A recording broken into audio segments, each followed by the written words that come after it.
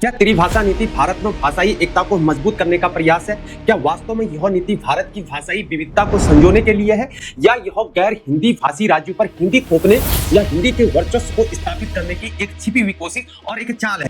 तमिलनाडु जैसे राज्यों में इसका इतना कड़ा विरोध क्यों हो रहा है? क्या त्रिभाषा नीति भारत की भाषाई विविधता को बचाने का तरीका है, या ये एक भाषा को थोपने की रणनीति? भारत में जहां 19,500 से अधिक भाषाएं हैं और बोलियां भी बोली जाती हैं, क्या यहाँ भाषाई नीति बनाना आसान नहीं? जहां बंगाल में बांग्ला, उड़ीसा में उड़िया, लेकिन इन राज्यों ने त्रिभाषा नीति को कैसे अपनाया? क्या अन्य राज्य भी तमिलनाडु की तरह विरोध कर सकते हैं?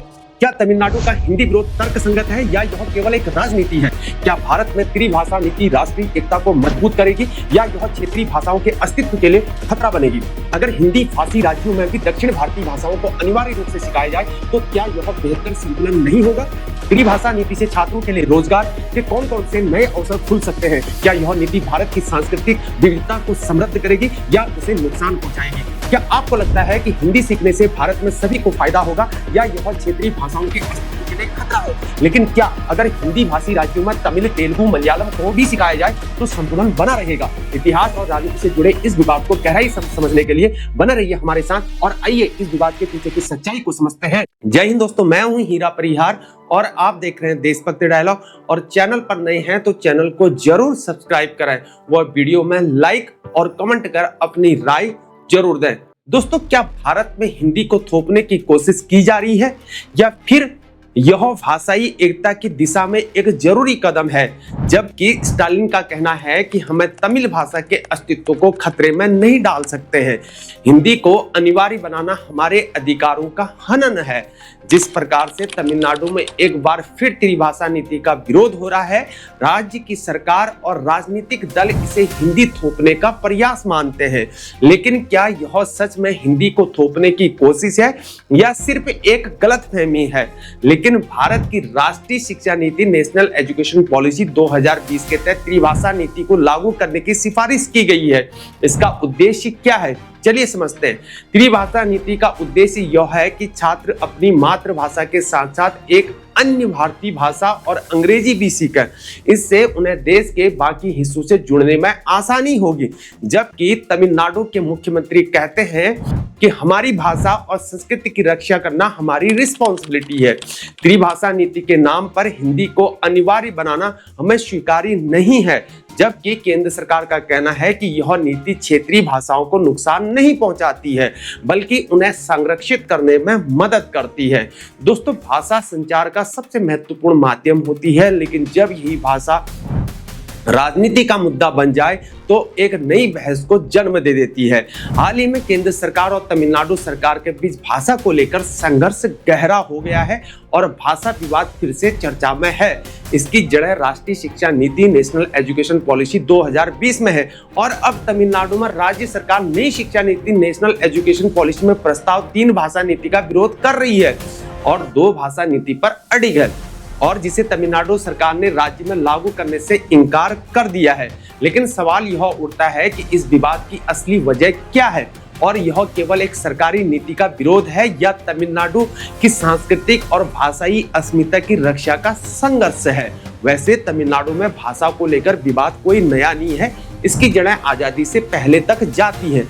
राज्य में हिंदी के विरोध की लंबी परंपरा रही है और इसी संघर्ष ने द्रविड़ राजनीति को भी जन्म दिया है।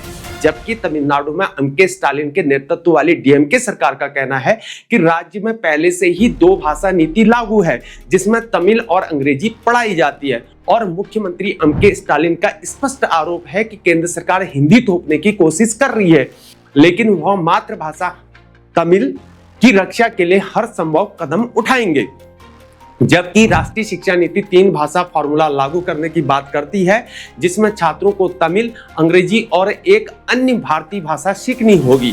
हालांकि नीति में स्पष्ट रूप से हिंदी अनिवार्य नहीं है, फिर भी तमिलनाडु सरकार इसे हिंदी थोपने की कोशिश के रूप में देख रही है। वहीं वित्तीय सहायता पर भी खींचतान हो रही है।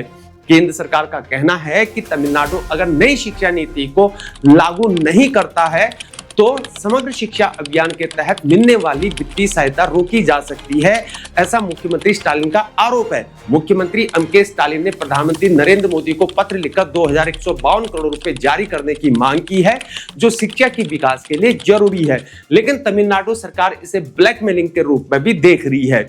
और स्टालिन ने यह कहा है कि केंद्र सरकार ने नेशनल एजुकेशन पॉलिसी लागू करने के लिए 2000 करोड़ रुपए देने की पेशकश की, लेकिन तमिलनाडु 10,000 करोड़ रुपए मिलने पर भी इसे स्वीकार नहीं करेगा। जहां भारत के हर जिले में नवोदय विद्यालय खोले गए हैं, लेकिन तमिलनाडु में अब तक एक भी नवोदय विद्यालय स्थापित नहीं किया गया है। इसकी वजह यही है कि इन विद्यालयों में हिंदी को कंपलसरी किया जाता है। राज्य सरकार का मानना है कि हिंदी का बढ़ता प्रभाव क्षेत्रीय भाषाओं को नुकसान पहुंचा सकता है, लेकिन तमिलनाडु में लंबे समय से हिंदी को अनिवार्य बनाए जाने का विरोध करता आ रहा है। 1937 में मद्रास प्रेसिडेंसी में कांग्रेस सरकार ने स्कूलों में हिंदी अनिवार्य करने का फैसला लिया। इसके विरोध में 3 साल तक आंदोलन चला, जिसके बाद में उसे वापस लेना पड़ा। और यह विरोध 1937 में तब शुरू हुआ जब मद्रास में तत्कालीन मुख्यमंत्री सी राजगोपालाचारी राजाजी ने हिंदी को स्कूलों में अनिवार्य करने का प्रस्ताव रखा। इस निर्णय के खिलाफ जस्टिस पार्टी ने फिर आंदोलन किया, जिसमें 2 युवाओं थलामुथु और नटराजन की मृत्यु हो जाती है। विरोध बढ़ने के कारण यहाँ पर कांग्रेस को इस्तीफा भी देना पड़ा और ब्रिटिश सरकार ने आदेश वापस ले लिया। जहां 3 भाषा फॉर्मूला और इसकी पृष्ठभूमि 3 भाषा नीति की न्यू 1948-49 में विश्वविद्यालय शिक्षा आयोग राधाकृष्णन आयोग की रिपोर्ट में रखी गई थी, जिसका नेतृत्व डॉक्टर सर्वपल्ली राधाकृष्णन ने किया था। त्रिभाषा नीति का उद्देश्य हिंदी, अंग्रेजी और क्षेत्रीय भाषा को शिक्षा प्रणाली में शामिल करना था। इस नीति की न्यू 1948-49 में रिपोर्ट में सुझाव दिया गया कि छात्रों को प्रादेशिक भाषा हिंदी और अंग्रेजी में शिक्षा दी जाए। उन्होंने कहा था कि हिंदी को संघीय भाषा के रूप में स्वीकार किया जाना चाहिए, लेकिन अचानक इसे लागू करना उचित नहीं होगा। और 1950 में केंद्र सरकार ने स्कूलों में अंग्रेजी को हटाने और हिंदी को प्रमुख भाषा बनाने की नीति बनाई। इसका तमिलनाडु में जोरदार विरोध हुआ। इसके बाद 1955 में माध्यमिक शिक्षा आयोग लक्ष्मण स्वामी मुदलियार आयोग ने द्विभाषा नीति का सुझाव दिया, जिसमें हिंदी के साथ अंग्रेजी या किसी अन्य भाषा को वैकल्पिक रखा गया। 1963 में हिंदी को आधिकारिक भाषा बनाने के विरोध में राज्य में हिंसक आंदोलन हुए थे, जिसमें 70 से अधिक लोगों की जान गई थी। 1965 में जब हिंदी को भारत की आधिकारिक भाषा बनाने की समय सीमा नजदीक आई, तो तमिलनाडु में बड़े पैमाने पर हिंसक विरोध प्रदर्शन हुए। इस दौरान पुलिस गोलाबारी और आत्मदाह की घटनाओं में काफी लोग मारे गए थे। इसका नतीजा यह हुआ कि केंद्र सरकार को हिंदी को अनिवार्य बनाने की योजना स्थगित करनी पड़ी और अस्थायी रूप से टाल दी गई। इसके बाद 1967 में केंद्र सरकार ने हिंदी के साथ अंग्रेजी को भी आधिकारिक भाषा बनाए रखने का निर्णय लिया और 1964 और 66 में कोठारी आयोग ने इसे राष्ट्रीय शिक्षा नीति 1968 में शामिल किया और 1968 में कोठारी आयोग की सिफारिशों के आधार पर त्रिभाषा नीति को राष्ट्रीय शिक्षा नीति में शामिल कर लिया गया। 1968 में जब राष्ट्रीय शिक्षा नीति में त्रिभाषा फॉर्मूले को शामिल किया गया, तब तमिलनाडु ने इसे खारिज कर दिया। उस समय डीएमके सरकार ने विधानसभा में प्रस्ताव पास कर राज्य में त्रिभाषा नीति को लागू न करने का निर्णय लिया और स्कूलों में हिंदी को पढ़ाए जाने पर रोक लगा दी। और 1971 में डीएमके सरकार ने हिंदी विरोधी सम्मेलन आयोजित किया और छात्रों ने मातृभाषा तमिल की रक्षा के लिए बलिदान देने की शपथ ली। हालांकि इस नीति को दक्षिण राज्यों, विशेष रूप से तमिलनाडु में कभी स्वीकार नहीं किया गया। तब से यह नीति चलती आ रही है। इसी तरह 1986 में भी जब राजीव गांधी सरकार ने शिक्षा नीति में बदलाव किया, तब तमिलनाडु ने इसका पुरजोर विरोध किया था। जबकि 2020 की राष्ट्रीय शिक्षा नीति में 3 भाषाओं को पढ़ाने की बात कही गई है, लेकिन इसमें हिंदी को अनिवार्य नहीं किया गया है। नीति के अनुसार राज्यों और छात्रों को अपनी पसंद की 3 भाषाएं चुनने की स्वतंत्रता दी गई है, जिनमें से कम 2 भारतीय भाषाएं होनी चाहिए। यानी तमिलनाडु चाहे तो हिंदी की जगह किसी अन्य भारतीय भाषा को भी चुन सकता है, लेकिन कुछ न्यूज़पेपर के अनुसार प्रत्येक छात्र को 3 भाषाएं सीखनी होंगी, जिसमें पहली भाषा राज्य की मातृभाषा या क्षेत्रीय भाषा होगी, दूसरी भाषा कोई अन्य भारतीय भाषा होगी। यहाँ पर हिंदी को प्रोत्साहित किया जा रहा है। तीसरी भाषा अंग्रेजी या कोई विदेशी भाषा हो सकती है, लेकिन तमिलनाडु सरकार का मानना है कि केंद्र सरकार इसे लागू करने के बहाने संस्कृत को थोपने की कोशिश कर रही है।